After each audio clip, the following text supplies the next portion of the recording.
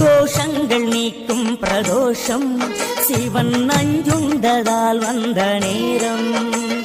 நாம் செய்த தீவினைகள் யாவும் அந்த பிறை சூடன் அருளாலே தீரும்.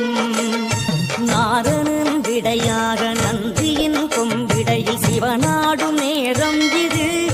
சிவன் வரும் சுகமான நேரம் இது.